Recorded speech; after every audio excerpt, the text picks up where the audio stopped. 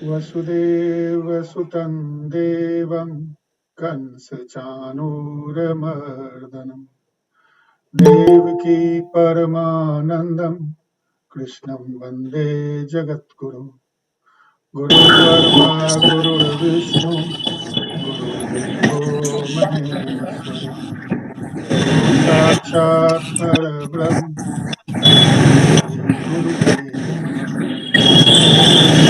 श्री गुरुवे नमः। आईपीसी का इंट्रोडक्शन होगा और जिला और उसके नीचे जो है पुलिस स्ट्रक्चर के बारे में हम बात करेंगे। वानप्रस्थ के बारे में अगर किसी को कोई प्रश्न है, ज्यादातर लोग तो जानते हैं, जो नहीं जानते हैं अगर आपको कोई प्रश्न है तो आप इनविटेशन में जो ईमेल एड्रेस है उस पे लिखो तो मैं आपको व्यक्तिगत रूप से जवाब दे दूंगा। banprasth@gmail.com। आयुष, अब तुम टेक ओवर करो और अपना ये प्रेजेंटेशन शुरू करो। पीपीटी आपको दिख रहा है क्या?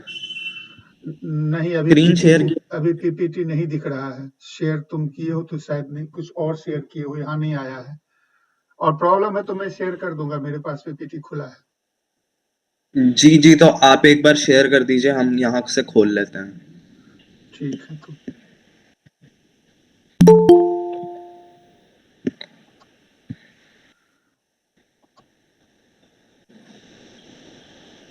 Good morning sir. Good morning हर्ष।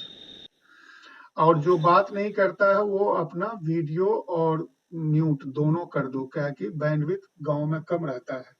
तो मैं भी अपना वीडियो अब ऑफ करूंगा, आप लोग भी वीडियो और आवाज दोनों ऑफ कर दो। आयुष करो।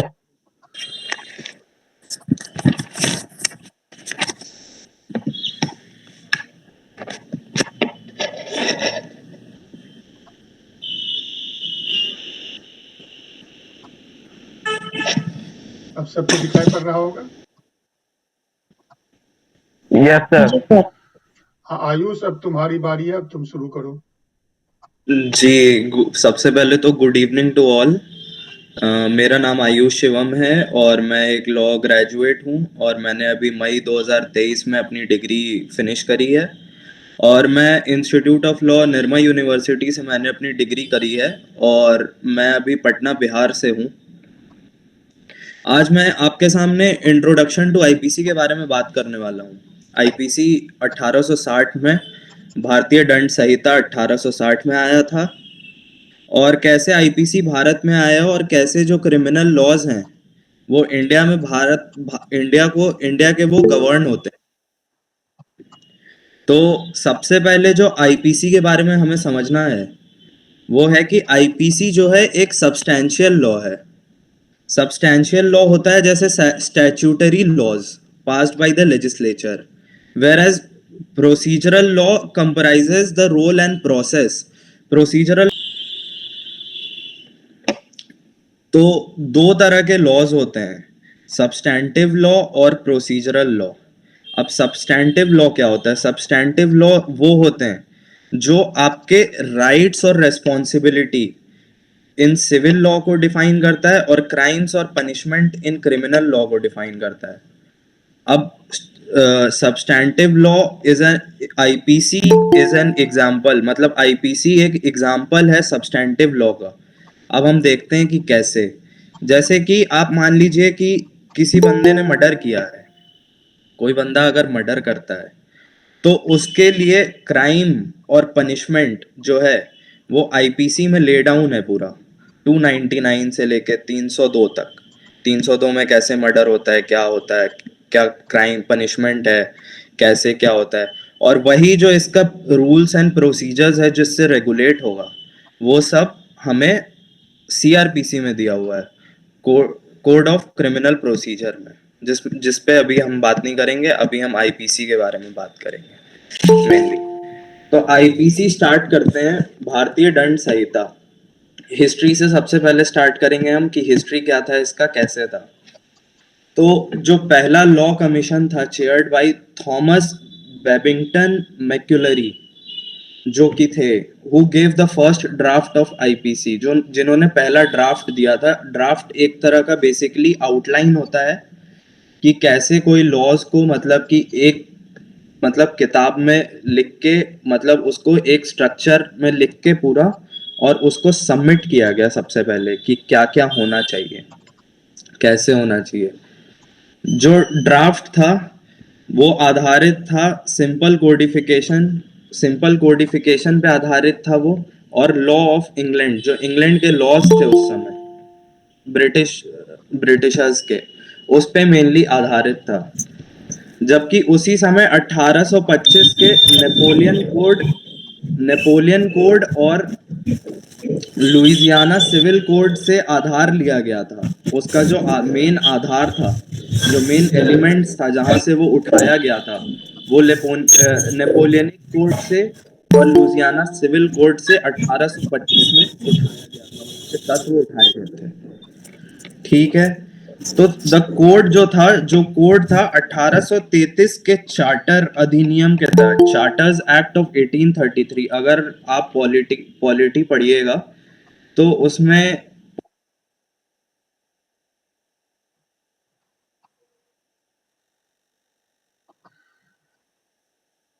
आयुष अनम्यूट कर लो अपने को, गलती से म्यूट हो गया है मेरे से। अच्छा, तो चार्टर्स एक्ट 1933 के अधिनियम के तहत 1934 में पहला विधि आयोग लॉ कमीशन स्थापित हुआ इंडिया में, जिसकी सिफारिशों पर संहिता का मसौदा तैयार किया गया। मींस की रिकमेंडेशन के तहत कोड ड्राफ्ट किया गया था। इसमें फर्स्ट लॉ कमीशन जो बना था उसके बेसिस पे जो है वो कोड ड्राफ्ट किया गया था 1833 में। तो द फर्स्ट ड्राफ्ट जब 1833 में प्रिपेयर हो रहा था, ये सब हो रहा था, तो 1837 में 1837 में पहला बार जो ड्राफ्ट था वो प्रेजेंट किया गया था before the governor general in council. पहले जो मतलब एक रीजन में पहले यहाँ प्राइम मिनिस्टर और ये सब नहीं होते थे, पहले राजा होते थे और ये उनके लोग रहते थे, और राजा ही पहले गवर्न किया करते थे, कैसे गवर्न होता है सब कुछ ये सब। और उसके बाद फिर जो ब्रिटिशर्स जिनको अपॉइंट करके रखते थे, अपॉइंटमेंट मतलब नियुक्त करके रखते थे जिनको, वो बेसिकली गवर्नर्स थे, गवर्नर काउंसिल ऑफ बंगाल रहते थे, और भी जगह के मतलब कि गवर्नर्स रहते थे मेनली, जो कि देखते थे इन राजाओं पे, एक वॉच रखते थे। वॉच रखना मतलब कि इनको देखना, इनके काम को देखना, इनसे टैक्स कलेक्ट करना, ये सब वगैरह। ठीक है, तो लेकिन सब्सीक्वेंट रिवीजन और अमेंडमेंट के चक्कर में 2 और दशक लग गए। रिवीजन और अमेंडमेंट होता है कि जैसे कि संशोधन, कोई भी लॉ बनता है तो ऐसा नहीं होता है कि वो स्टार्टिंग से लास्ट तक चलता ही रहता है। अब हमारे देश का संविधान है, संविधान में आज तक बहुत सारे संशोधन हुए हैं। अभी लेटेस्ट अमेंडमेंट आया है, उसका जीएसटी को ऐड किया गया है संविधान में, तो उसके लिए संशोधन हुआ है। वैसे ही क्रिमिनल लॉ में भी उस समय बहुत सारे संशोधन हुए थे, रिविजन्स और अमेंडमेंट्स हुए थे उस समय। तो कंप्लीट ड्राफ्टिंग जो था कोड का 1850 में जाकर हुआ, पूरी तरह से 1850 में जब जाकर हुआ, तो लेजिस्लेटिव काउंसिल उस समय था जैसे कि आज भारत के देश का पार्लियामेंट है, जहां पे कोई भी लॉ पास होता है, भले ही लॉ और इस पे वॉच जुडिशरी रखती है, जुडिशरी मतलब न्यायालय, सुप्रीम कोर्ट रखेगी, लेकिन लॉ जो पास होते हैं वो हमेशा स्टार्टिंग से पास होते थे लेजिस्लेटिव के द्वारा ही। और लेजिस्लेटिव वो बॉडी होती है हमारी, लेजिस्लेटिव मेनली प्रेसिडेंट और ये सब लोकसभा, राज्यसभा, ये सब इसमें आ जाते हैं, काउंसिल ऑफ मिनिस्टर्स, एक प्राइम मिनिस्टर, ये सब आ जाते हैं लेजिस्लेटिव बॉडी में, एग्जीक्यूटिव बॉडी। तो ये मेनली पार्लियामेंट में ही पास होते थे। अब क्या हुआ कि लेजिस्लेटिव के पास 1856 में जब प्रेजेंट हुआ, तो 1857 में सबको पता है कि इंडिया में रिवोल्ट हो गया था उस समय, अंग्रेजों के अगेंस्ट में रिवोल्ट किया गया था, जो हिंदुस्तान ने किया था, उनके सैनिकों ने, हिंदुस्तानी सैनिकों ने किया था वहां पे। तो 1857 में रिवोल्ट के चक्कर में और डिले हो गया, और डिले हो गया, जिसके कारण ये बुक फिर ये नहीं हो पाया, कोड लॉ नहीं बन पाया। तो फिर ये जनवरी 1 1860 को, after going through many revisions and amendments, बहुत सारे संशोधनों और रिविजन्स के बाद 1 जनवरी 1860 को कोड जो था वो 1 जनवरी को बाई बार्न्स पीकॉक एक ये थे जो कि बाद में first chief justice of Calcutta high court बने। उन्होंने संहिता लागू की। ये ऐसा था, इसका हिस्ट्री स्टार्टिंग से पहले ऐसा था। तो इसके बाद ऐसा हुआ कि जब मतलब कि हालांकि ये रियासतों में प्रचलित रूप से लागू नहीं होता था। मतलब कि जो प्रिंसली स्टेट्स थे, प्रिंसली स्टेट्स मतलब कि जो नवाबों का एरिया हो गया, या फिर जो मेनली ऐसे एरियाज हो गए जहां पे कि राजा और प्रजा वाला कल्चर था, वहां पे ये लागू नहीं हुआ था स्टार्टिंग में 1940 तक। 1940 के दशक तक अपने अदालत और कानूनी प्रणालियां थी, मतलब जिनकी खुद की अदालतें थी, प्रणालियां थी, मतलब जहां पे कल्चरल राजा वाला स्ट्रक्चर था, जहां पे वहां पे बेसिकली ये नहीं हुआ था, अडॉप्ट नहीं हुआ था 1940 तक सबसे पहले। तो उसके बाद ये बोला जाता है कि अंग्रेजों के आगमन से पहले जो पीनल लॉ था इंडिया में, अंग्रेज जब तक नहीं आए थे, अंग्रेजों के आने से पहले, एडवेंट ऑफ द ब्रिटिश, अंग्रेजों के आने से पहले बोला जाता है कि उससे पहले जो इंडिया में लॉ था ज्यादातर पार्ट्स के लिए मोहम्मडन लॉ था। मतलब मोहम्मडन लॉ इसलिए था क्योंकि आप देखिएगा जो इंडिया में लॉज बनाते थे पहले 1600 में, सन 1600 में ब्रिटिशर्स आए थे इंडिया में। सन 1600 में अगर मान ले ब्रिटिशर्स आए थे इंडिया में, तो उस समय जो कोर्ट था वहां पे, जिन्होंने अलाउ किया था, मतलब कि ब्रिटिशर्स को इंडिया में आने के लिए, वो जहांगीर का कोर्ट था। और जहांगीर एक मुगल एम्परर था, मुगल शासक था। तो बेसिकली मोहम्मडियन लॉ वहां से लिया गया था। उस समय मोहम्मडियन लॉ ही चलता था ज्यादातर यहाँ पे इंडिया में। तो ब्रिटिश जो पीनल लॉज थे, आईपीसी था, भारतीय दंड संहिता आने से पहले, जो ज्यादातर इंडिया में जो प्रिवेल होता था वो मोहम्मडन लॉ था। ठीक है। ईस्ट इंडिया कंपनी का जो एडमिनिस्ट्रेशन था, उसने कोई इंटरफेरेंस नहीं किया था पहले कुछ सालों में, जब वो लोग आए थे। तो पहले कुछ सालों में तो उनका राज भी नहीं था। उनका राज शुरू हुआ था 1639 40 के बाद से, धीरे धीरे जब वो भारत में बसना शुरू हुए थे। तो और 1972 में जब वॉरेन हेस्टिंग आए थे इनके, जो कि ब्रिटिश कॉलोनियल एडमिनिस्ट्रेटर थे, ब्रिटिश कॉलोनियल एडमिनिस्ट्रेटर, या फिर आप उनको बोल लीजिए कि गवर्नर काउंसिल थे, वो गवर्नर जनरल थे वो बंगाल के उस समय। और बंगाल एक उस समय बहुत बड़ा स्टेट हुआ करता था इंडिया के हिसाब से। और ईस्ट इंडिया कंपनी, आयुष हाँ तुम 1772 बोलना चाह रहे हो? हाँ 1772 ही बोले। 19 बोले थे, कोई बात। अच्छा, 1772 से 1775 तक गवर्नर जनरल ऑफ बंगाल थे वॉरेन हेस्टिंग्स, जो कि ब्रिटिश कॉलोनियल एडमिनिस्ट्रेटर थे। तो कंपनी पहली बार दखल दिया टिल 1881। समय समय पर ईस्ट इंडिया कंपनी जो थी वो छेड़छाड़ करती दिखती थी लॉस के साथ, लेकिन फिर भी कुछ कर नहीं सकती थी, क्योंकि उनके जो लॉस थे वो उस समय तक प्रिपेयर नहीं हो पाए थे ढंग से, और प्रिपेयर होने के लिए समय लग रहा था। क्रिमिनल कोर्ट्स को उस समय क्रिमिनल कोर्ट्स को फौजदारी कोर्ट के नाम से भी जानते थे हम, और सिविल कोर्ट को हम दीवानी कहते थे। और सदर निजामत अदालत बोलते थे हम, जो कि कलकत्ता में उस समय हाईएस्ट क्रिमिनल कोर्ट था, हाईएस्ट कोर्ट ऑफ अपील था वो क्रिमिनल मैटर्स के लिए। उसको बोलते थे हम सदर निजामत अदालत। अब 1862 में जब IPC came into operation, IPC जब मतलब कि ये पास हो गया था 1860 में, जब तब भारतीय दंड संहिता लागू हुई थी तो प्रेसिडेंसी टाउन्स को छोड़ के निसंदेह मोहम्मडन कानून आपराधिक कानून का आधार था।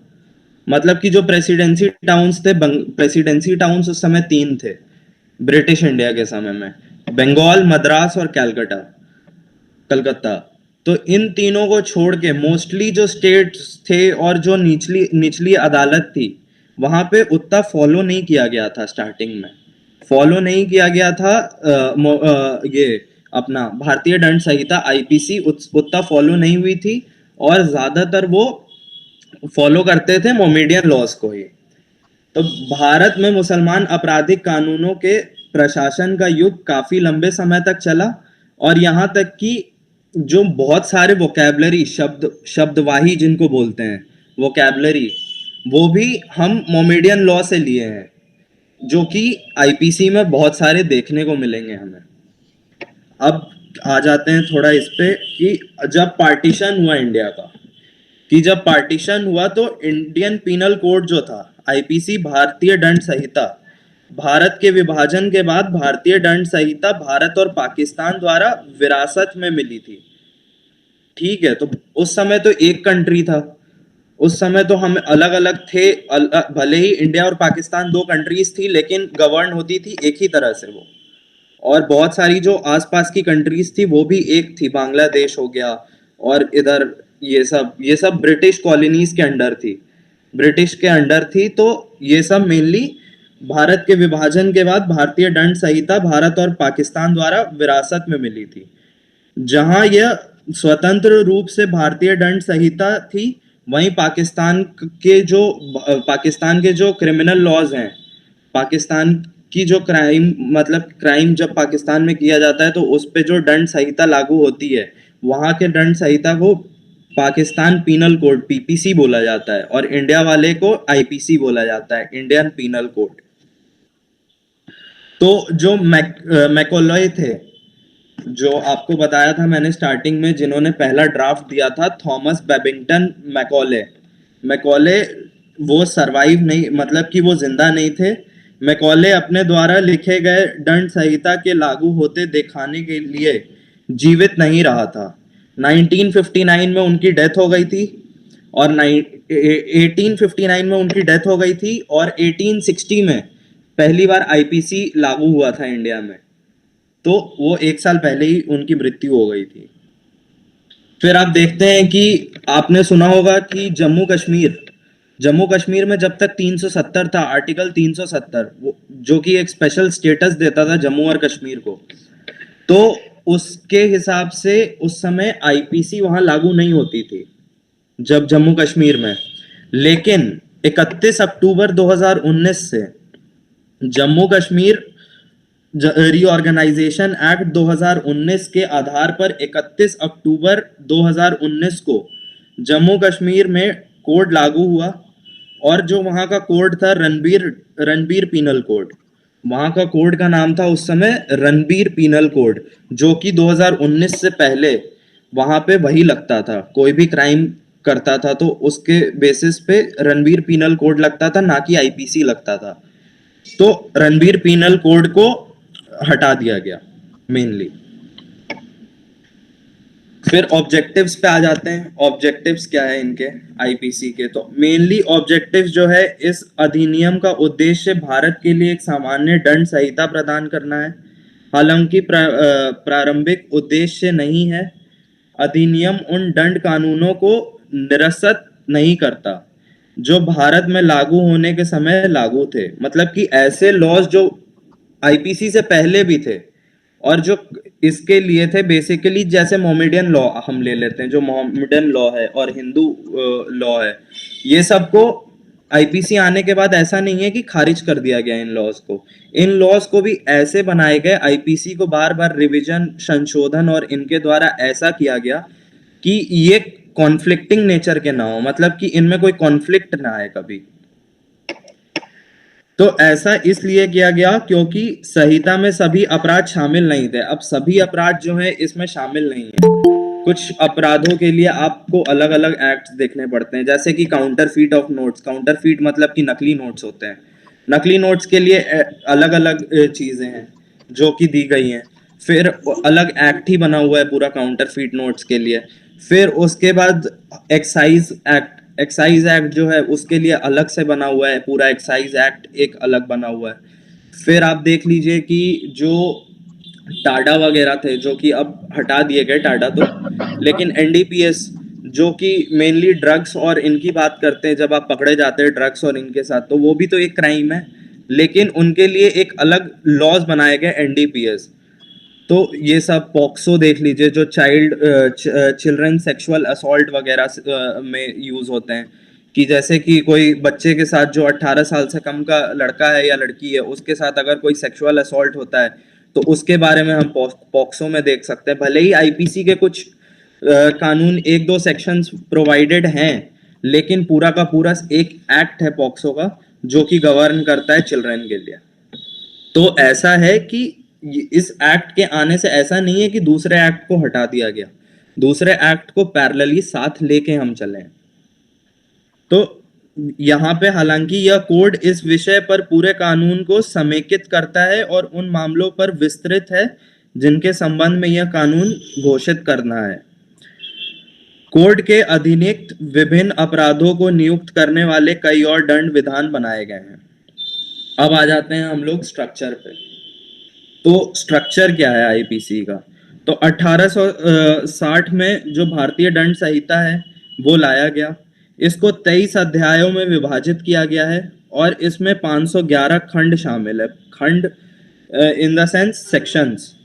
सेक्शन 511 सेक्शन है, 23 चैप्टर्स हैं और ये 1860 में लाया गया था।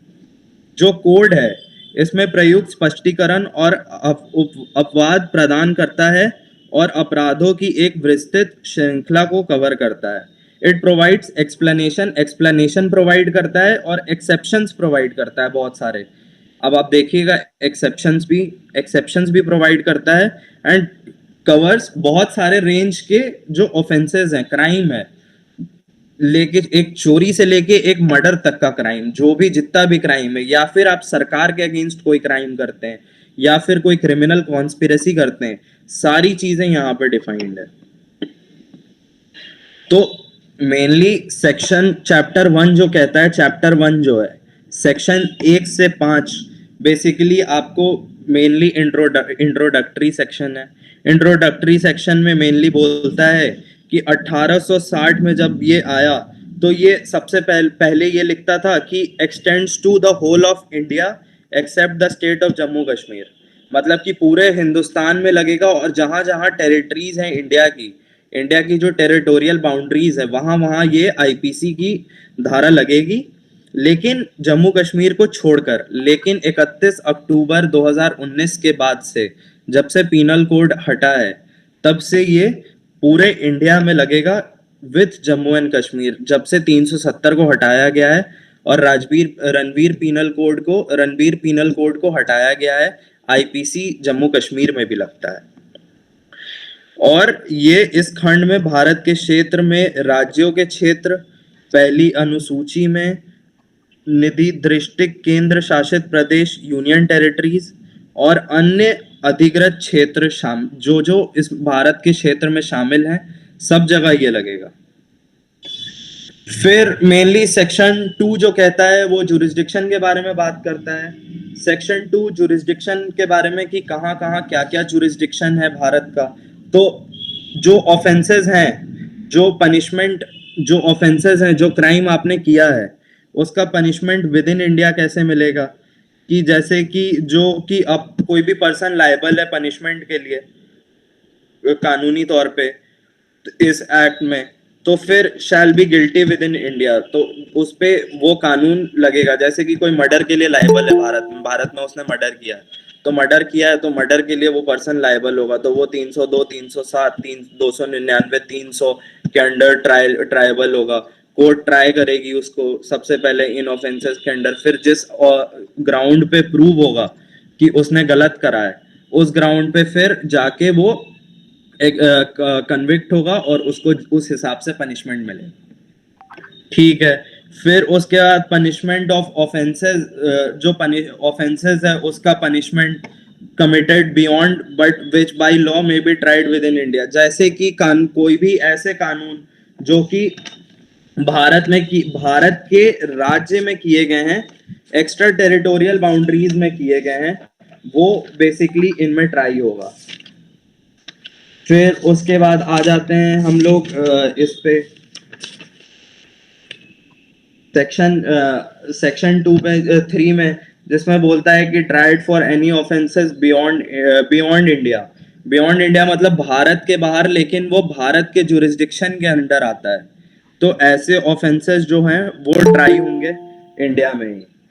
फिर एक्स्ट्रा टेरिटोरियल ऑफेंसेस की बात करता है कि जहाँ पे any citizen of India in any place, मतलब कि अगर कोई भी सिटीजन जो है वो मतलब कि एनी प्लेस पे कहीं भी विदाउट और बियॉन्ड इंडिया एनी पर्सन, जो कोई भी पर्सन जो कि शिप, एयरक्राफ्ट और any registered aircraft in India, उन सब पे भी ये कोड अप्लाई होगा। फिर उसके बाद कोई भी person which is in place without और बियॉन्ड कमिटिंग ऑफेंस, मतलब कि अगर कंप्यूटर से आप बैठ के डार्क नेट, अब एक एग्जांपल ले लेते हैं हम, एक डार्क नेट नाम की चीज होती है, आप वहां बैठ के आप कोई क्राइम कर रहे हो, तो फिर वो आप इंडिया में ही आईपीसी के अंडर ट्राइबल हो गए इन सब लॉज के लिए। फिर आ जाते हैं हम लोग सेक्शन 6 से 52 पे। 6 से 52 में बेसिकली 6 से 52 सेक्शंस में बेसिकली बोला जाता है, जनरल एक्सप्लेनेशंस के बारे में बात किया जाता है।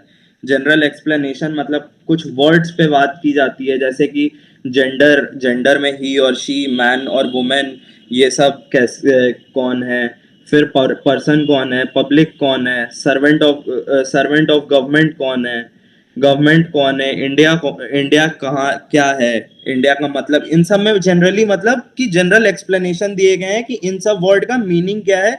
जब आप कोर्ट ऑफ लॉ में प्रेजेंट होगे तो आपसे मतलब आपसे पूछा जाएगा कि ये जो जनरल एक्सप्लेनेशन है, जो वर्ड्स हैं, इन सब वर्ड्स का मीनिंग क्या है, इन सब वर्ड्स को आप किस पर्सपेक्टिव से यूज कर रहे हो, इन सब चीज पे बात होगी। फिर रॉन्गफुल गेन है, रॉन्गफुल लॉस है, डिसऑनेस्टी है, फ्रॉडुलेंट है, रीजन टू बिलीव है, काउंटर फीट के बारे में बात किया गया। काउंटर फीट मतलब नकली नोट वगैरह जो होते हैं वो, उनके बारे में। फिर इलेक्ट्रॉनिक रिकॉर्ड्स हैं, इलेक्ट्रॉनिक रिकॉर्ड्स कैसे क्या होते हैं। फिर उसके बाद विल है, विल वसीहत, मतलब कि विल मतलब होता है कि आपका विल, कोई भी पर्सन होता है उसका एक विल होता है। फिर एक्ट होता है, ओमिशन होता है, ये सब के बारे में डिफाइंड है। डेथ कैसे, वेसल कैसे, ईयर कैसे।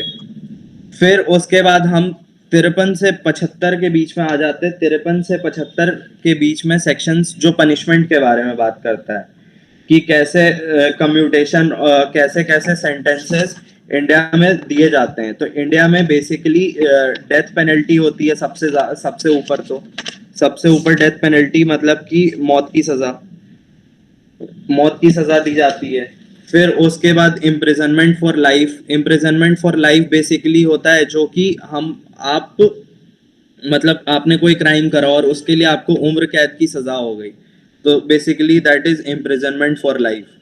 फिर उसके बाद इम्प्रिजनमेंट में भी दो तरह के इम्प्रिजनमेंट दिए जाते हैं, या तो रिगरस इम्प्रिजनमेंट या तो सिंपल इम्प्रिजनमेंट। सिंपल में आपको सबके साथ रखा जाता है और आपसे उतना ज्यादा हार्डवर्क नहीं करवाया जाता है, जबकि रिगरस इम्प्रिजनमेंट में आपको एक तरह से एकांतवास दिया जाता है कुछ समय तक के लिए। वो भी एकांतवास डिफाइंड होता है मेनली जो आप टाइम पीरियड सजा काट रहे हैं।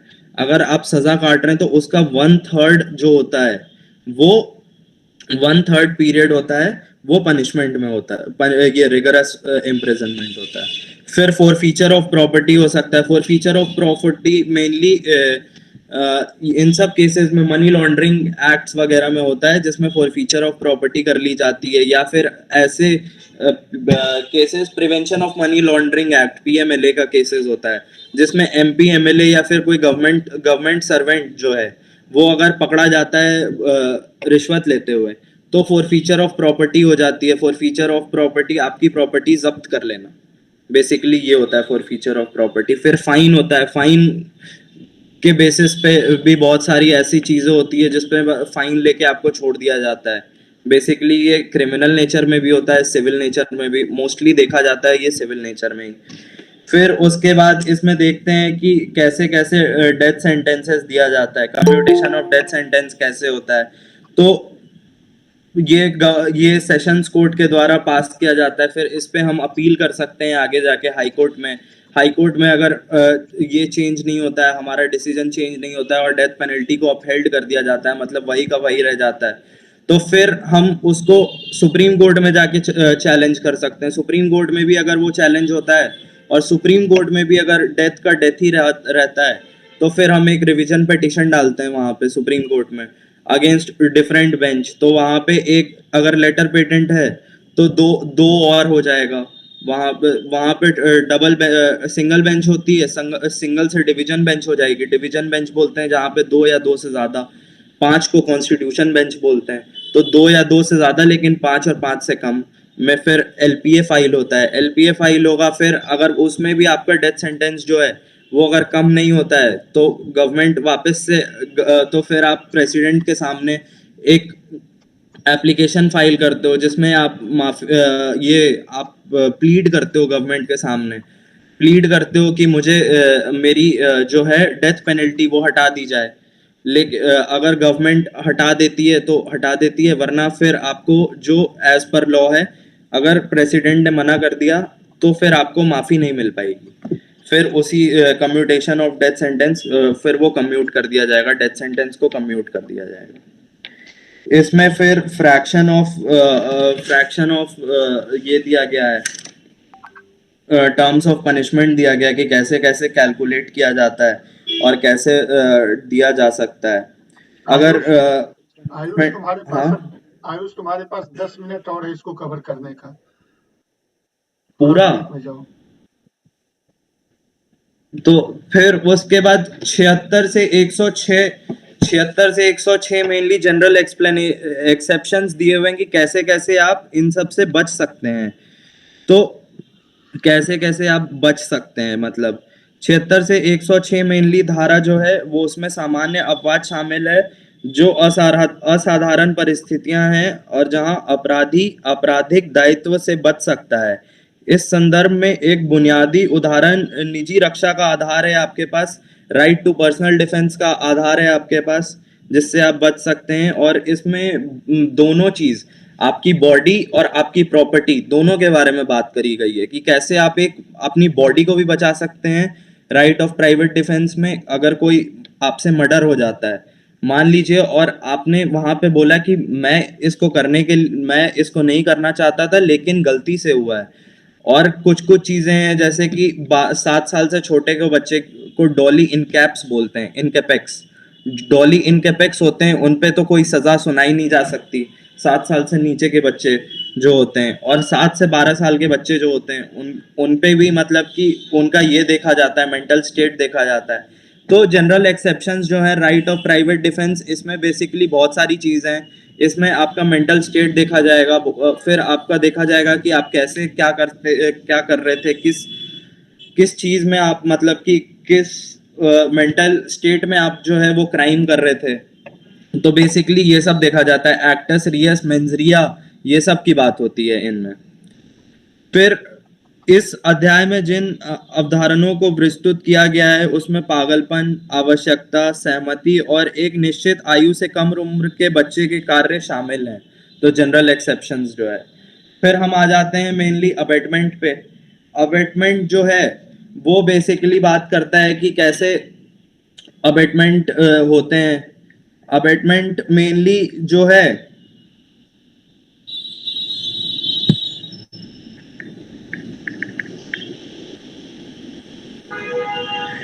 अबेटमेंट मेनली जो होता है वो होता है कि बहकावा, कैसे आप किसी के बहकावे में आके क्राइम करते हैं, उसको अबेटमेंट बोलते हैं।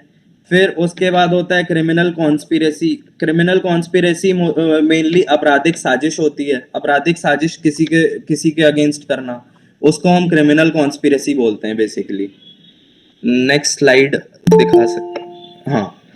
तो फिर उसके बाद 131 से 130 जो है वो बेसिकली ऑफेंसेस बात करता है आपको against the state. Against the state में जो चैप्टर 6 है, जो चैप्टर 6 है वो इस प्रकृति के अपराधों के संबंध में बात करता है और इसमें 121 से 130 तक की धारा शामिल है, मतलब सेक्शंस शामिल हैं।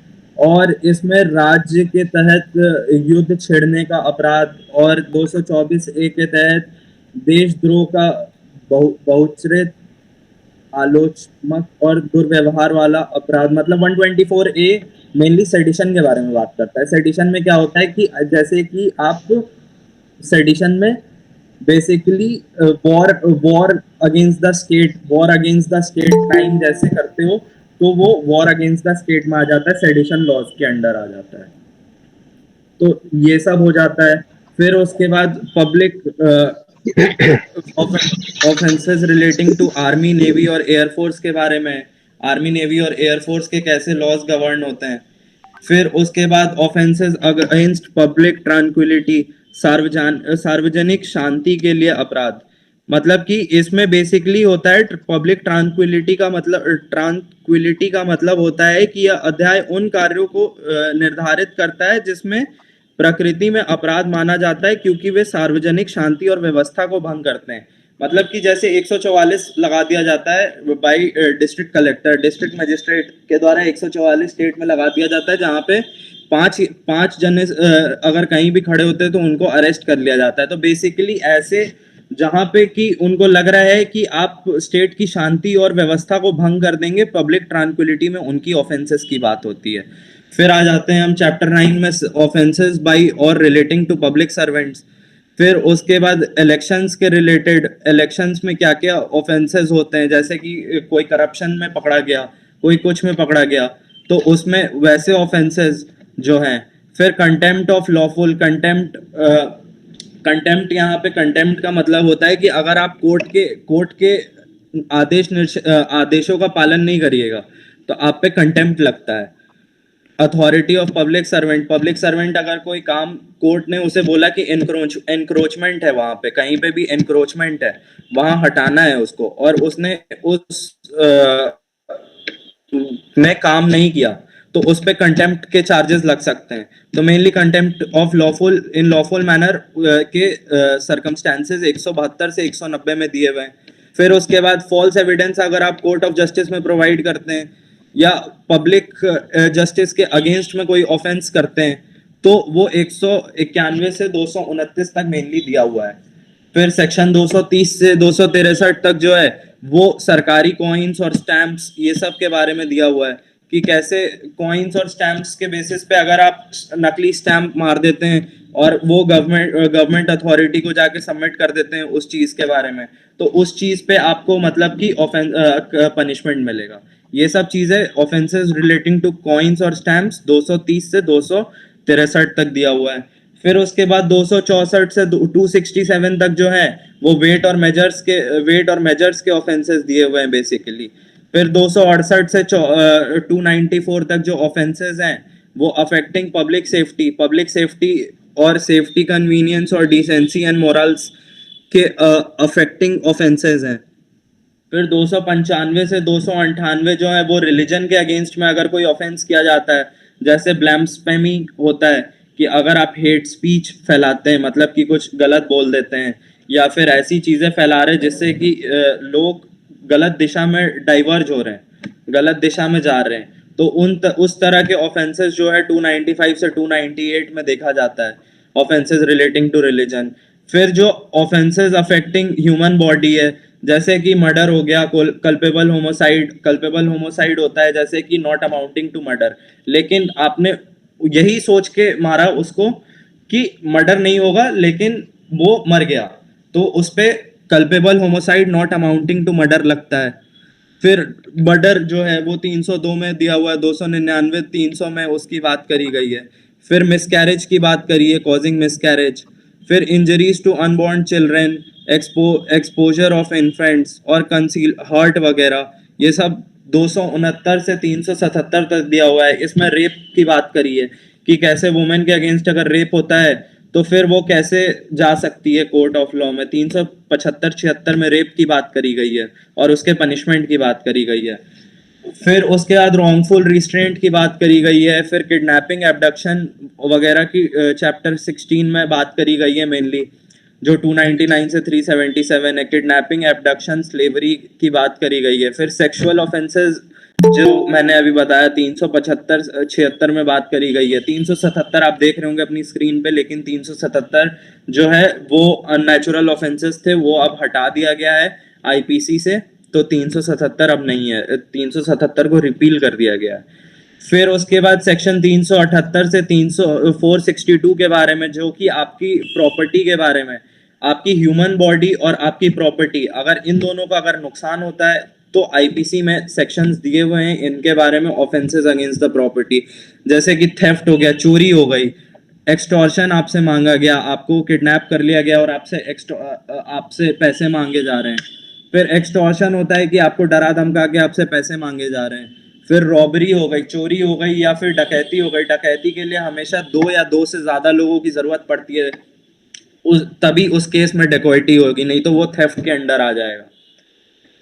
फिर उसके बाद क्रिमिनल मिसअप्रोप्रिएशन ऑफ प्रॉपर्टी होती है। फिर क्रिमिनल ब्रीच ऑफ ट्रस्ट होता है।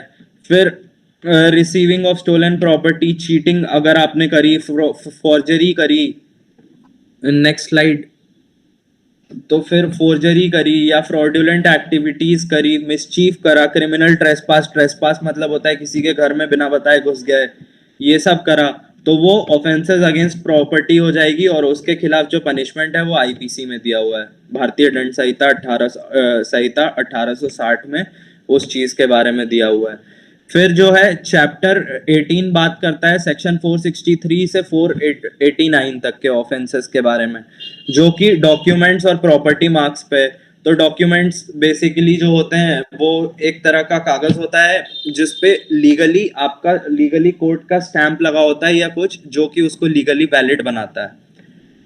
तो फिर प्रॉपर्टी और अदर मार्क्स हो गए, करेंसी एंड बैंक नोट्स हो गए। करेंसी और बैंक नोट्स मेनली उसके खिलाफ अगर आप नकली नोट बना रहे हो, काउंटर फीट कर रहे हो, और जिससे कि देश में और स्टेट इज अगेंस्ट वॉर, इससे भी एक वॉर क्रिएट हो सकता है, तो आप बेसिकली उस चीज के लिए लायबल हो, ऑफेंसेस के लिए आपको उस चीज के लिए पनिश किया जाएगा।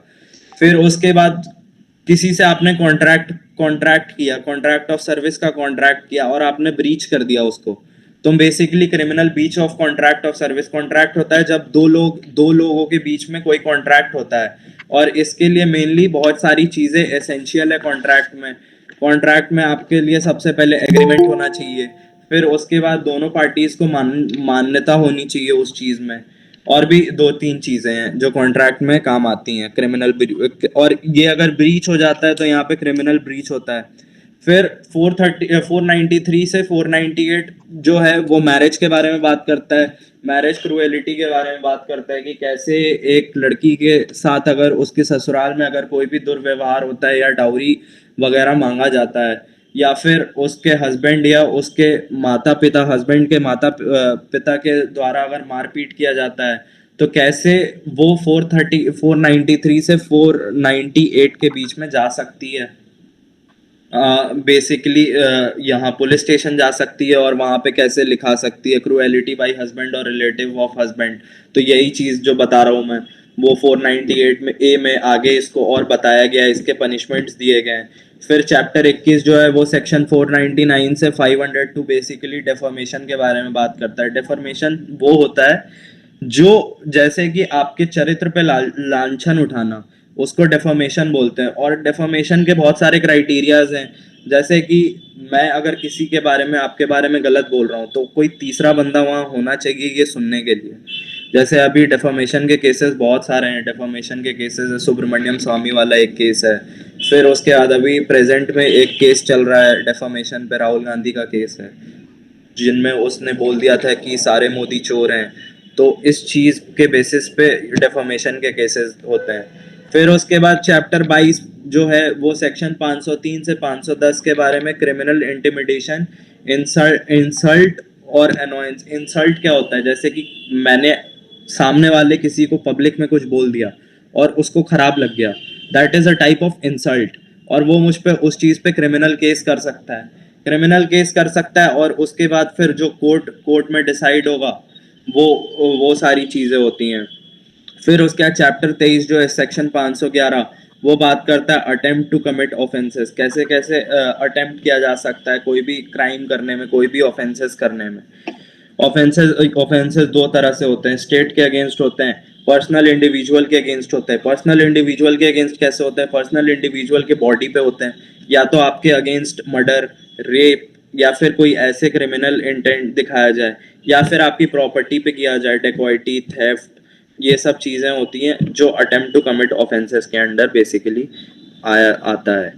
फिर आ जाते हैं ये टेरिटोरियल और पर्सनल एप्लीकेबिलिटी। आपको जैसे मैंने स्टार्टिंग में ही बताया था, जो इंट्रोडक्टरी पार्ट है, इंट्रोडक्टरी पार्ट में जैसे कि जुरिस्डिक्शन के बारे में बताया गया। जुरिस्डिक्शन बेसिकली क्या होता है? जुरिस्डिक्शन बेसिकली होता है जैसे कि जैसे कि एक एरिया में जब लॉ लग रहा है, अब आईपीसी का जुरिस्डिक्शन क्या है? आईपीसी का जुरिस्डिक्शन मैंने बताया कि ये पूरे भारत पे लगता है आईपीसी, और जहां जहां भारत का रूल है, जैसे कि इंग्लैंड, यूके में मान लीजिए, लंदन में लंदन में एक ये है आपका हाई कमीशन है। हाई कमीशन में आपको बेसिकली वहां पे कोई क्राइम कमिट हुआ तो वहां पे जो लॉज हैं वो इंडियन लॉज वहां पे लगेंगे, ना कि बाहर के फॉरेन लॉज जहां पे आप रह रहे हैं, क्योंकि वो एक इंडिया का पार्ट है। वहां का जो हाई कमीशन है वो इंडिया का पार्ट है, इसलिए वहां इंडिया के लॉज लगेंगे।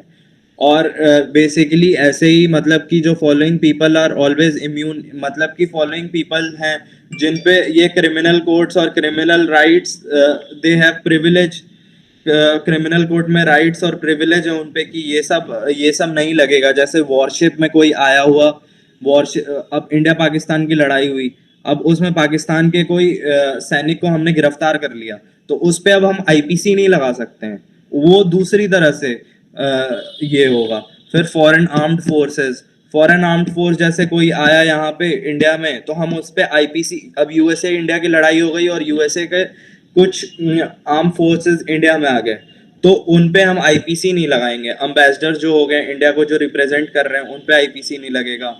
एनिमीज फ्रॉम अनदर कंट्रीज उन पे नहीं लगेगा ये सब। फिर नेक्स्ट स्लाइड।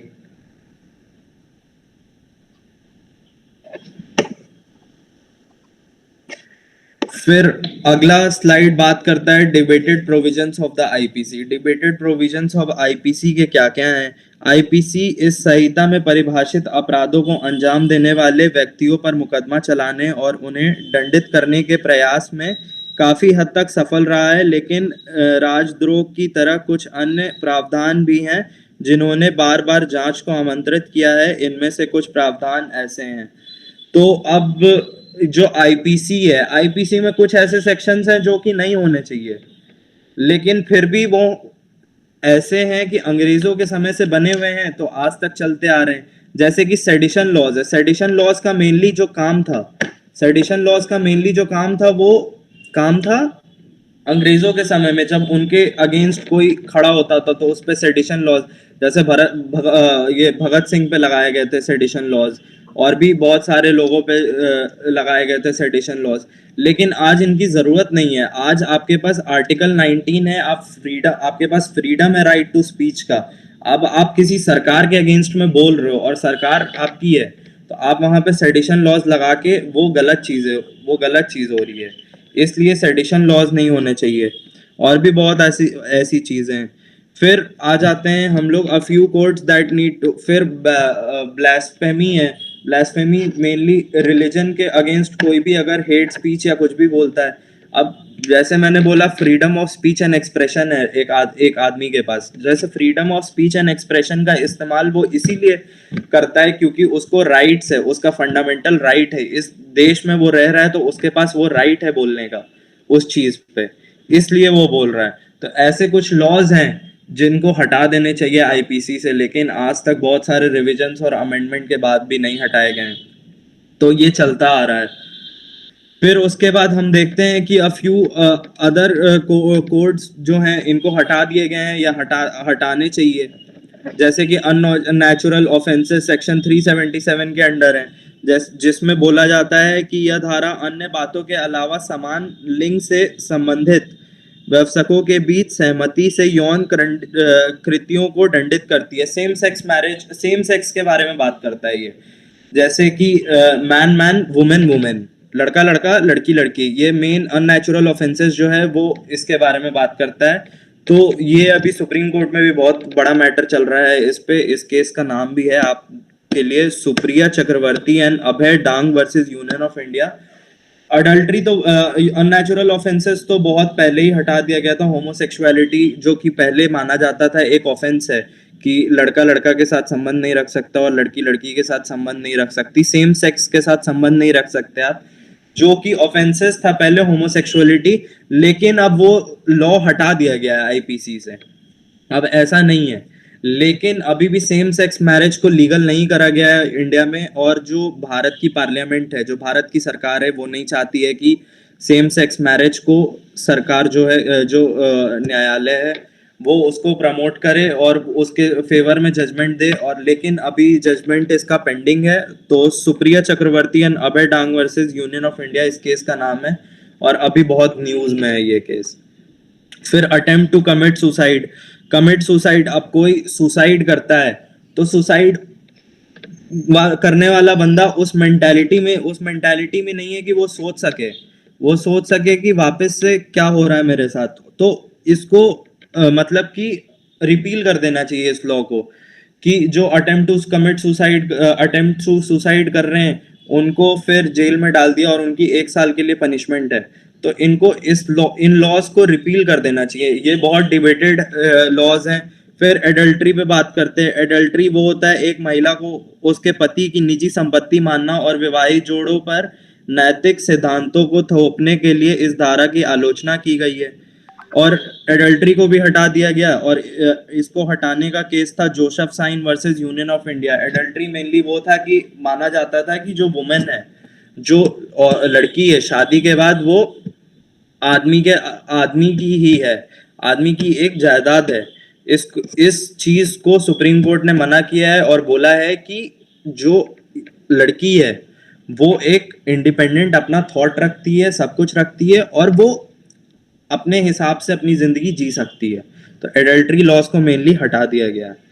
फिर अब देखते हैं अगला स्लाइड, जिसमें कि रिव्यू किया गया है। रिव्यू इंडियन पीनल कोड का रिव्यू किया गया था पोस्ट इंडिपेंडेंस। इंडिपेंडेंस से पहले कैसे था, फिर इंडिपेंडेंस के बाद जो था। इंडिपेंडेंस से पहले तो जो था वो हिस्ट्री था आपका। अब इसको रिव्यू किया गया है पोस्ट इंडिपेंडेंस के बाद, तो कैसे क्या किया गया है। तो एक कानून के रूप में आईपीसी के 160 वर्ष हो चुके हैं, 160 इयर्स आईपीसी के हो चुके हैं, जो कि सरवाइव कर चुका और फ्लरिश कर चुका है। ठीक है, तो फिर जो उच्च स्तर की दंड संहिता के रूप में इसकी प्रभावशालिता के बारे में कुछ बताता है। हालांकि इस वर्ष में ये अपने कुछ प्रावधानों को दूर नहीं कर पाया है इतने सालों में। बहुत सारी चीज़ें जैसे कि सेडिशन लॉज मैंने बताया, ब्लास्फेमी बताया मैंने, फिर बहुत सारी ऐसी चीज़ें जिसको ये दूर नहीं कर पाया है। लेकिन फिर भी ये इकलौता तो नहीं, लेकिन एक ऐसा क्रिमिनल कोड है जो कि रेगुलेट करता है इंडिया में, रेगुलेट करता है इस बेसिस पे कि अगर आप क्राइम करोगे तो आपको पनिशमेंट मिलेगा उस चीज का, उस चीज पे। और ऐसी चीजें हैं समिति की, और एक चीज है कि मैलिमथ समिति की रिपोर्ट ने आपराधिक न्याय सुधारों की वकालत करते हुए संसद को संहिता और अन्य आपराधिक कानूनों को संशोधित करने का अवसर प्रदान किया है। जो मैलिमथ कमेटी है उसने एडवोकेसी किया कि जो क्रिमिनल जस्टिस रिफॉर्म है उसको parliament with an opportunity revamp करे, जो कोड है उसको दोबारा से ऐसा करे, उसके अंदर रिवीजन संशोधन लाए। और बहुत सारी चीजें हैं ऐसी जो कि छूट रही हैं। बहुत सारे लेकुनाज हैं हमारे क्रिमिनल सिस्टम में। लेकुना मतलब जो होता है, जो लेकुना होता है उसमें कि काफी खामियां हैं। लेकुना मतलब खामियां होता है। तो जो रिपोर्ट सौंपते हुए 17 साल हो गए हैं, मतलब कि इट हैज बीन 17 इयर्स। 17 साल पहले एक रिपोर्ट जो मैलिमथ कमेटी ने दी थी, वो उसके 17 साल हो गए हैं, लेकिन इस संबंध में कोई ठोस कदम नहीं उठाया गया है। और अब समय आ गया है कि विधायिकता ब्रिटिश उपनिवेश के समय की तुलना में संहिता को आधुनिक समय के साथ अधिक तालमेल बनाने के लिए कदम उठाए जाएं।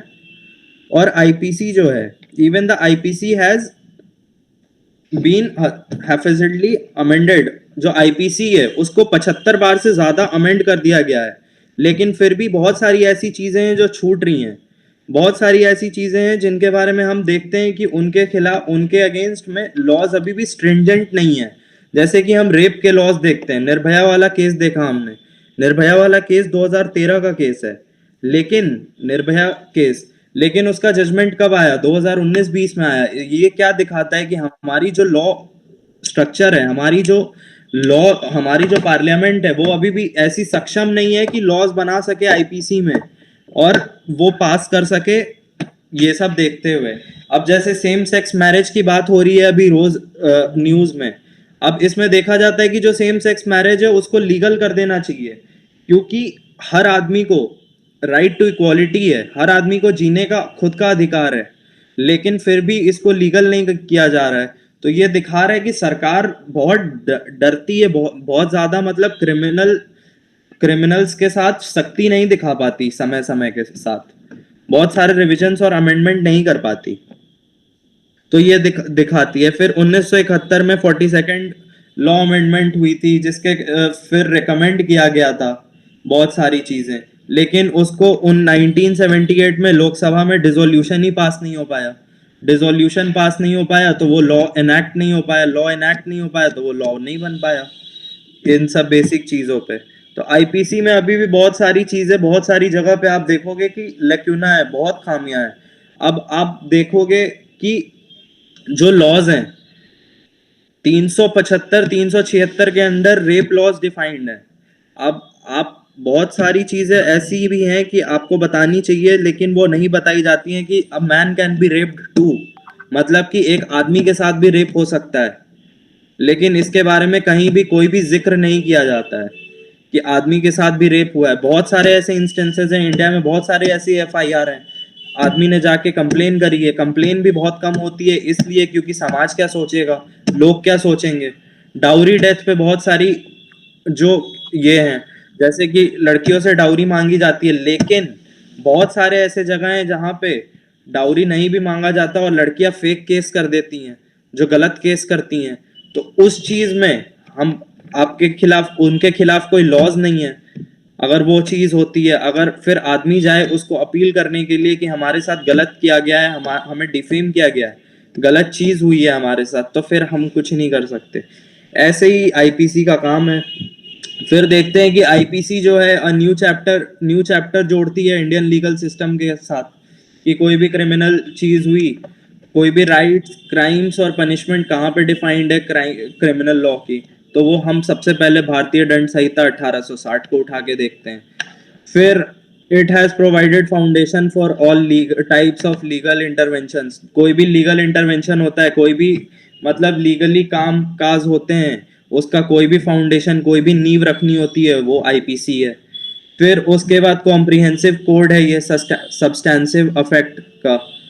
फिर जो है ये 4 सेक्शन, ये 23 चैप्टर्स और 511 सेक्शंस में डिफाइंड किए गए हैं। फिर 160 साल से ये ऑपरेशन में है और इसके बारे में बताया जाता है। फिर जैसे मैं आपको बता रहा था कि आईपीसी में बहुत सारे लेक्यूनाज हैं, तो फिर ये सब देखना चाहिए। फिर उसके बाद ये आईपीसी सॉलिडरिटी कन्फाइनमेंट और अलग अलग तरह की पनिशमेंट्स की भी बात करता है, जो कि आपको मैंने बताया सेक्शन 72-73 में है। फिर जो हमारा क्रिमिनल लॉ है वो इतना स्ट्रिंजेंट नहीं है, वो थोड़ा मतलब कि लैक करता है हर चीज के साथ, और इसमें बहुत सारे संशोधनों की जरूरत है। फिर लॉज जो है इनकंसर्न्ड है विथ लॉज जो है इनकंसर्न्ड है वुमेन के साथ, मतलब कि बहुत ज्यादा जुड़े हुए हैं वुमेन्स के साथ जो आईपीसी है। यहाँ पे मेंस को उतना ज्यादा नहीं उतना ज्यादा मेंस को, उनके साथ आईपीसी उतना ज्यादा खड़ा नहीं है मेंस के साथ, कि they are more unconcerned with women. Men के राइट्स यहाँ देखें तो काफी इन्फ्रिंज किए जाते हैं। इन्फ्रिंज का मतलब होता है कि उनके साथ बहुत ज्यादा गलत होता है, मतलब अगर आपके खिलाफ कोई गलत कंप्लेंट भी हुई तो आप उससे मैक्स टू मैक्स बच सकते हो, आप उसके खिलाफ अगेंस्ट कंप्लेन नहीं कर सकते, अगेंस्ट उसके कोई फाइन नहीं जोड़ सकते। अब कोई मैन के खिलाफ अगर एडल्ट्री का अगर कोई लड़की किसी और लड़के के साथ भागकर शादी करती है या फिर वो लड़का उसको छोड़ देता है, अब लिव इन, जैसे कि 2-3 दिन पहले इंडिया में लिव इन केस का लिव इन रिलेशनशिप पे एक बात उठी कि जैसे कि लिव इन केस में क्या लड़की को मेंटेनेंस मिलना चाहिए। आपकी लड़की के साथ शादी नहीं हुई, आप शादी से पहले उस लड़की के साथ रह रहे हो और अगर लड़की ने आपको छोड़ दिया तब भी आपको मेंटेनेंस देना पड़ेगा उसको। तो ये सब जो काफी लॉज हैं, ये लॉज थोड़े मेन के अगेंस्ट में और ये उनके राइट्स को इन्फ्रिंज करती हैं और आईपीसी को इन सब पे ध्यान देना पड़ेगा। Thank you Ayush, thank you very much. ये 5 साल का सिलेबस 1 घंटे में कवर किया। और किसी को 5 साल का तो एक सेकंड आयुष, अगर किसी कोई प्रश्न हो तो रुक जाना।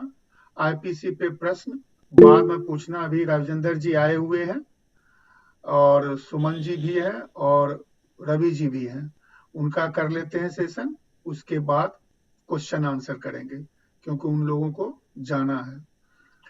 रवि जी आप बोलेंगे या राजेंद्र जी आप बोलेंगे?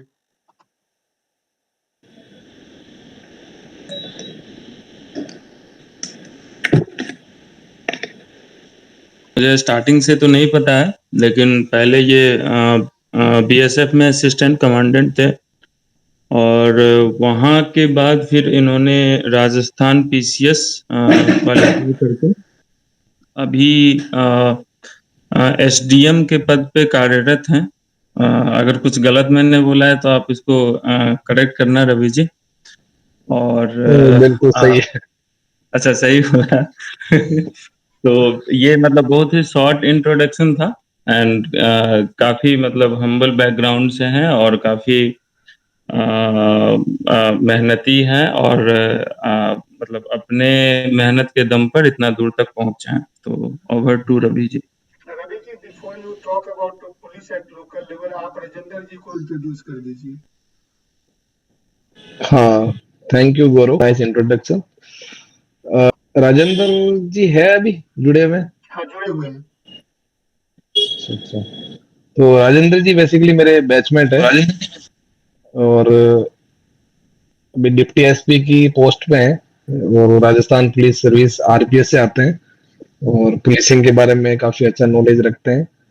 और डेफिनेटली मैं चाहता हूं कि पीपीटी वगैरह से तो जनरली काफी बोरिंग सा हो जाता है, तो इंटरेक्टिव काइंड ऑफ सेशन हो तो ज्यादा ठीक रहेगा कि आपके मन में जो भी पार्टिसिपेंट्स हैं उनके मन में जो भी क्वेश्चंस है, डाउट्स है, अगर उनके बारे में अपन डिस्कस करें तो लगता है that would be more better. बिल्कुल सही बात बोला रवि जी और राजेंद्र जी, इंटरेक्टिव ही करेंगे।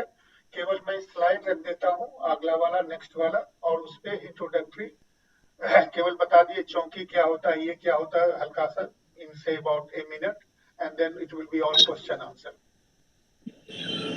बिल्कुल राजेंद्र जी, आप ये इंट्रो ये थोड़ा कवर कर लो इसको, है ना, 2 स्लाइड्स है लोकल एक ही पुलिसिंग के स्लाइड, बारे में। 2 भी नहीं, एक ही स्लाइड। अच्छा, एक ही।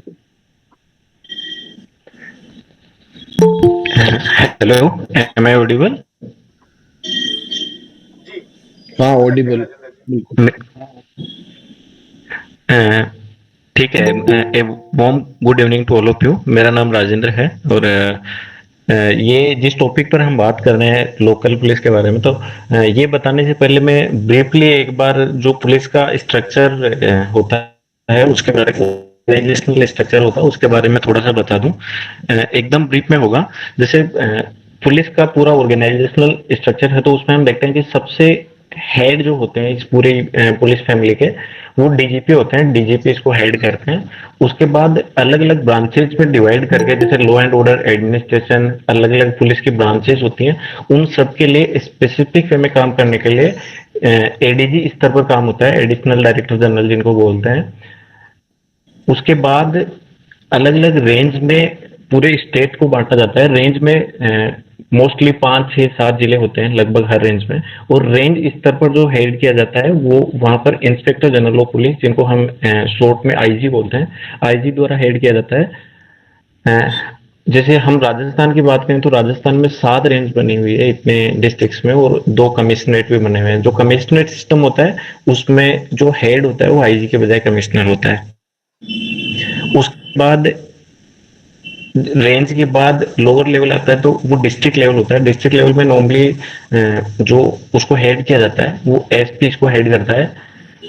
उसके बाद ये जो डिस्ट्रिक्ट लेवल को अगर हम लोकल पुलिस के रूप में माने तो जो हेड होता है वो एसपी होता है। उसके बाद इसको सब डिवीजन में बांटा होता है, जैसे रेवेन्यू एडमिनिस्ट्रेशन या जनरल एडमिनिस्ट्रेशन होता है उसकी ब्रांचेज होती है डिस्ट्रिक्ट में, वैसे ही यूनिट्स होती है डिस्ट्रिक्ट पुलिस डिस्ट्रिक्ट में, जिसमें सब डिवीजन लेवल पर जिसको हेड किया जाता है वो डीवाईएसपी हेड करता है। उसको अलग अलग स्टेट्स में अलग अलग नामों से जाना जाता है। जैसे कुछ जगह पर उनको सर्किल ऑफिसर बोला जाता है, सीओ बोला जाता है, और कुछ जगह पर एसडीपीओ बोला जाता है, sub divisional police officer. Sub division में मोस्टली 2, 3, 4, 5, 6 कोई फिक्स नंबर नहीं है, बट एरिया के हिसाब से 3 से लेके 6-7 तक थाने, इसमें पुलिस थाने इंक्लूड। उसके बाद अगर थाने स्तर पर जाए तो थाने स्तर को हेड करता है SHO. SHO station house officer उसको बोला जाता है, जो नॉर्मली सीआई लेवल का ऑफिसर होता है। सीआई इंस्पेक्टर लेवल का ऑफिसर होता है। थाने में अगर और स्टाफ की बात करें तो सीआई को असिस्ट करने के लिए सब इंस्पेक्टर होते हैं, असिस्टेंट सब इंस्पेक्टर जिनको एसआई और एएसआई बोलते हैं। उसके बाद हेड कांस्टेबल और फिर कांस्टेबल आता है। हेड कांस्टेबल और कांस्टेबल है उसको कांस्टेबलरी के नाम से हम पुकारते हैं। जो थाना होता है उसका एरिया फिक्स होता है, और उस एरिया में अगर कुछ स्पेसिफिक रिक्वायरमेंट होती है या फिर एरिया बहुत बड़ा होता है जहाँ पर एक थाने से कवर करना मुश्किल होता है, लेकिन हम फुल प्लेस दूसरा थाना उस जगह पर नहीं खोल सकते, तो उस कंडीशन में उस पर्टिकुलर एरिया के लिए जिसमें कुछ ग्राम पंचायतें फिक्स कर दी जाती है कि इन ग्राम पंचायतों में पुलिस की व्यवस्था संभाली जाएगी, उसके लिए चौकी बनाई जाती है। जो चौकी होती है वो उस पर्टिकुलर थाने से संबंधित होती है, उसका पूरा एडमिनिस्ट्रेशन उस थाने पर ही डिपेंड करता है। उसको हेड नॉर्मली एसआई, एएसआई या हेड कांस्टेबल लेवल का ऑफिसर करता है, जिसको एसएचओ अपॉइंट करता है उस थाने का जिस थाने से वो चौकी संबंधित है।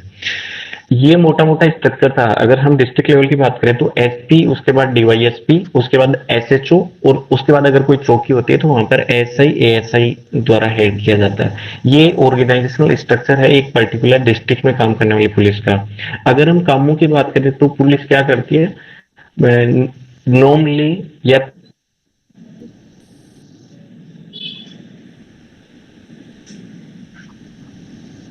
बात करें तो पुलिस के 2 काम प्राइमरीली होते हैं, लॉ एंड ऑर्डर मेंटेन करना और crime investigation. Law and order की बात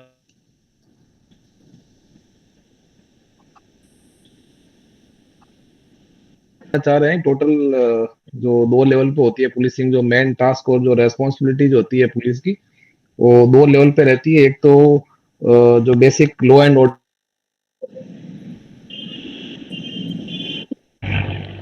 का जो प्राइमरीली वर्क है तो उसमें हम करना होता है।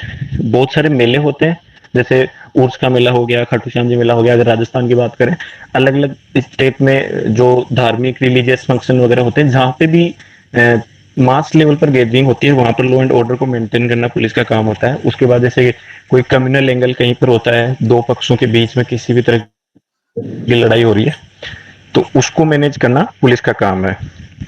इसके अलावा पुलिस क्राइम का इन्वेस्टिगेशन करती है, किसी भी तरह का। नॉर्मली हमारी सोसाइटी गवर्न होती है अलग अलग रूल्स एंड रेगुलेशन से। अगर उन रूल्स एंड रेगुलेशन में किसी भी तरह का विचलन होता है और कोई भी क्राइम कमिट होता है, तो क्रिमिनल नेचर के जो भी ऑफेंसेस होंगे या विचलन होंगे उनको डील करने का काम पुलिस करेगी। सो उस जैसे नॉर्मली हम आईपीसी पढ़ते हैं, अभी बता रहे थे Aarush ji, offences against body, offences against property.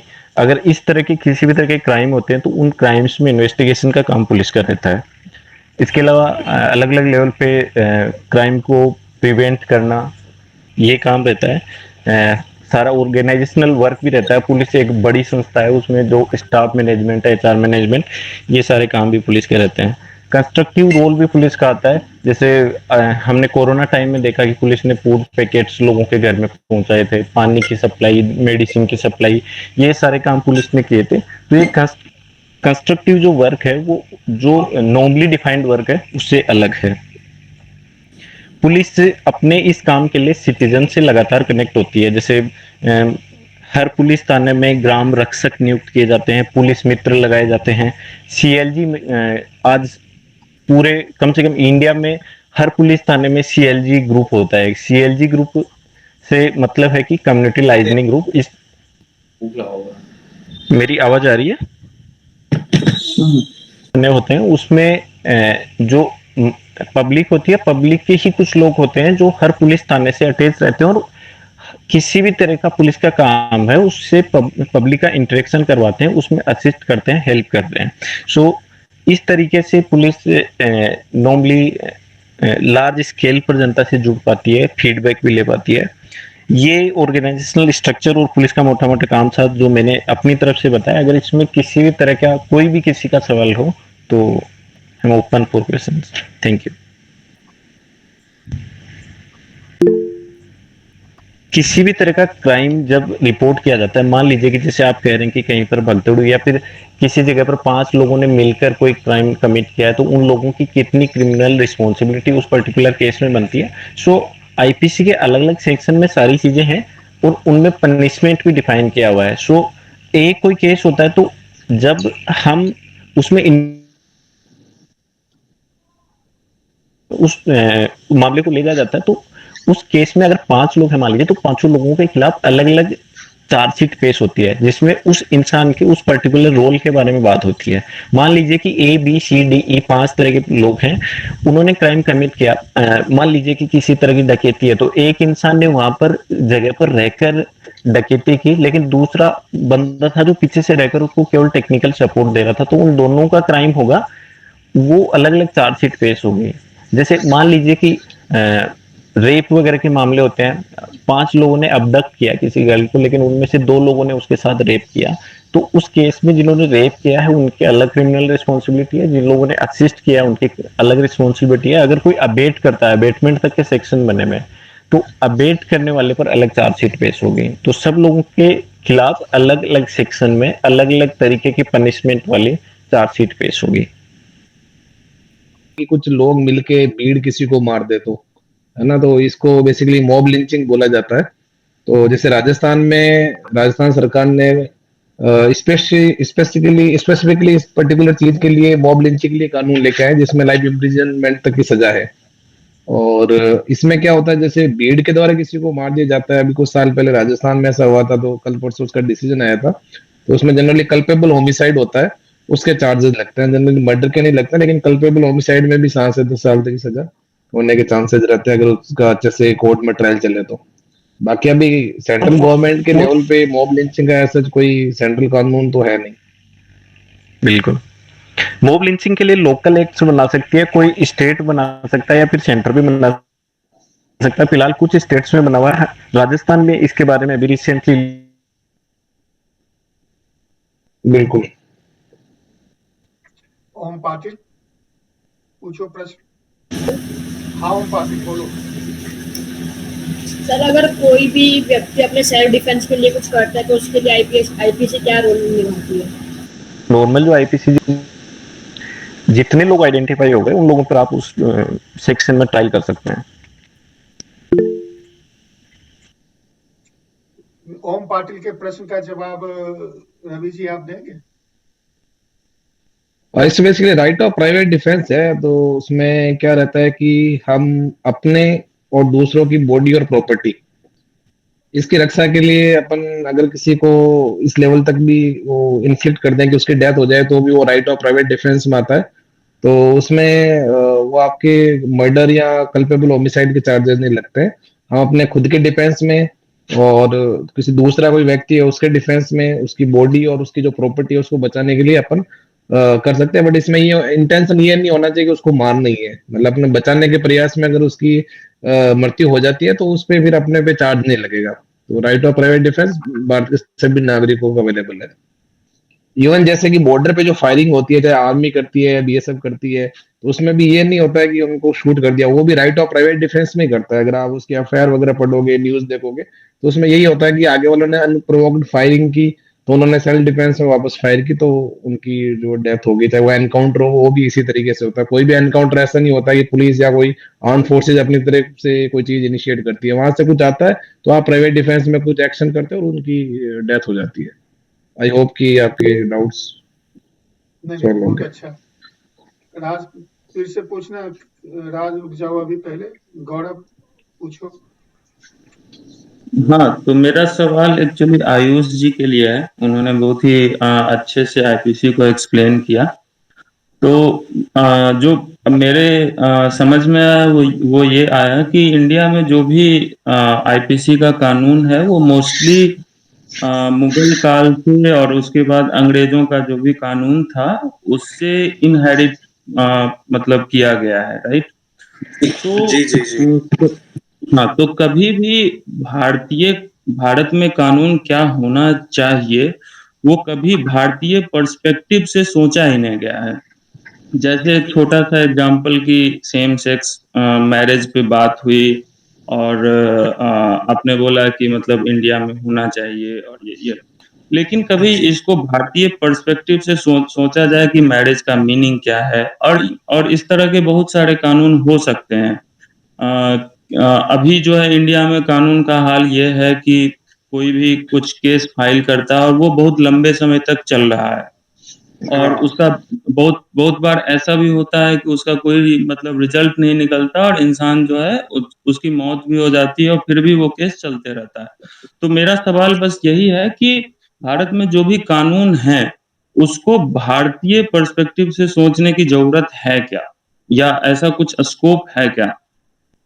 से, क्योंकि हर एक कंट्री दूसरे कंट्री से लॉ बोरो करती है, मतलब लॉ लेती है। जैसे हमारा संविधान है तो हमारा संविधान भी जो है वो यूएस और यूके से ही लिया गया है। और हर चीज हम लोग वेस्टर्न कल्चर की तरफ जा रहे हैं, तो वेस्टर्न कल्चर की तरफ जा रहे हैं तो जो लॉ ऑफ लैंड जरूरी है, तो जैसे जिस स्टेट में जरूरी है, जैसे आपने अननेचुरल ऑफेंसेस या फिर अननेचुरल ऑफेंसेस की बात करी 377 में, आपकी मेंटालिटी अलग हो सकती है, हमारी मेंटालिटी अलग हो सकती है, सबकी मेंटालिटी डिफरेंट हो सकती है। आपको एक राइट दिया हुआ है आर्टिकल 14 में, राइट टू इक्वालिटी, एक तरह से जीने का अधिकार, सबको समान तरह से जीने का अधिकार, भले ही गरीब हो अमीर हो कैसा भी हो। अब गरीबों के लिए व्हाइट कॉलर क्राइम लगता है, गरीबों पे आईपीसी लगता है, या आईपीसी में बहुत सारे ऐसी भी चीजें हैं इस तरह से। तो वो एक सोचने का नजरिया है, लेकिन हाँ अच्छा ये कर सकते हैं हम, भारत में लॉ बना सकते हैं, लेकिन उसके लिए सरकार को भी सक्षम होना पड़ेगा वो लॉ को पास करने के लिए। तभी जैसे कि हमने रेप लॉज को इम्प्लीमेंट किया है। रेप लॉज में पहले बहुत मतलब कि कम सजा थी रेप लॉज में, जिससे कि एक आदमी वो रेप कमिट करने से डरता नहीं था। लेकिन निर्भया कांड के बाद से आप देखिएगा रेप कानून में बहुत अंतर आया है, बहुत चेंज आया है, जिससे कि अब एक आदमी डरता है कि अब जो मैं करूंगा उसका परिणाम क्या होगा, ये सब।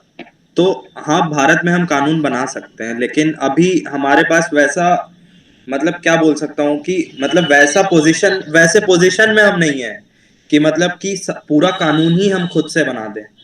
हमें बोरो कहीं ना कहीं से बोरो करना ही पड़ेगा। हाँ जी बिल्कुल। रवि जी बोलिए। आई थिंक गौरव के क्वेश्चन के ना तो ये है कि इसमें चेंज होना चाहिए कि नहीं होना चाहिए। तो अपने को पहले हिस्ट्री देखनी होगी, क्योंकि इंडिया में जो सिस्टम रहा है, जो इंटीग्रेटेड अपना एडमिनिस्ट्रेटिव सिस्टम है, अपने जो तीनों सरकार के अंग है, चाहे वो एग्जीक्यूटिव हो, लेजिस्लेचर हो या जुडिशरी हो, वो तीनों अंग्रेज सरकार की देन है। उससे पहले ये सिस्टम नहीं था अपने पास, इतना इंटीग्रेटेड सिस्टम नहीं था। और उसके बाद जैसे अपना कॉन्स्टिट्यूशन है, तो मेन जो गवर्नमेंट ऑफ इंडिया 1935 है, लगभग 90% वहां से लिया गया है। और चूंकि इनिशियली जब सिस्टम शुरू किया गया तो डेफिनेटली जो क्रिमिनल जस्टिस सिस्टम था वो भी ब्रिटिश की ही देन है। तो उस समय आईपीसी सीआरपीसी थी, तो उसी को दिया गया। डेफिनेटली टाइम टू टाइम उसमें अमेंडमेंट भी हुए, लेकिन जो सिस्टम कहीं ना कहीं आईपीसी और सीआरपीसी अभी तक काफी सक्सेसफुल रहे हैं। और जैसे जैसे जैसे कॉन्स्टिट्यूशन है उसमें भी 100 से ज्यादा अमेंडमेंट हो चुके हैं, ऐसे आईपीसी सीआरपीसी में भी समय समय पे अमेंडमेंट होते रहते हैं। और इवन स्टेट गवर्नमेंट भी अपनी रिक्वायरमेंट्स के बेसिस पे सीआरपीसी में अमेंडमेंट करती है, और काफी स्टेट गवर्नमेंट अपने लेवल पे अमेंडमेंट किया भी है और कर भी रही है। दूसरा है कि जैसे टाइम बहुत ज्यादा लग जाता, तो वो इसलिए क्योंकि अपना क्रिमिनल जस्टिस सिस्टम में काफी कमियां हैं। सबसे बड़ी कमी ये है कि जजेस की नियुक्तियां टाइम से होती नहीं है, और काफी ज्यादा जजेस की वैकेंसी है, और उनपे जो पर केस अगर देखा जाए तो लोड ज्यादा है, और पर पॉपुलेशन के हिसाब से देखा जाए तो डेवलप्ड कंट्री से अपन कई गुना पीछे हैं। तो ये एक एस्पेक्ट है।